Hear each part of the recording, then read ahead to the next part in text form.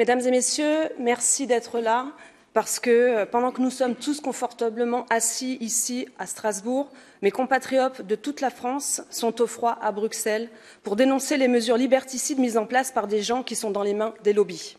Comme mes collègues l'ont dit, nous avons besoin de transparence. Mais Madame van der Leyen préfère répondre que les États membres réfléchissent rapidement à la mise en place de l'obligation vaccinale. Pour ce faire, la Commission a décidé sans fondement sanitaire ou scientifique que le certificat Covid européen sera prorogé jusqu'en juin 2023.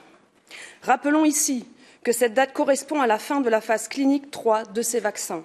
Oui, nous sommes en pleine étude clinique. Aujourd'hui, plus d'1 million de cas d'effets indésirables sont répertoriés par l'EMA, l'Agence médicale européenne. 1 million sans compter ceux qui ne sont pas transmis, car il y a beaucoup de réticence de la part des médecins à le faire.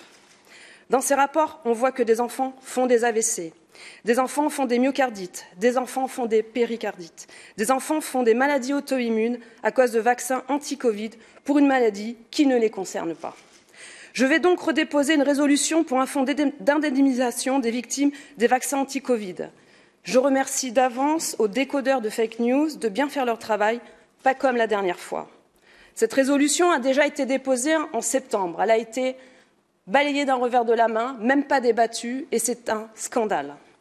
Un jour, tous ces gens, lobbies, gouvernements, technocrates, médias, complices, devront répondre de leurs actes. En attendant, je répondrai simplement à Clément Beaune que le seul convoi de la honte et des égoïstes est celui envoyé par Macron sur des Français qu'il a très envie d'emmerder, sur des Français qui, pour lui, ne sont rien. Je vous remercie.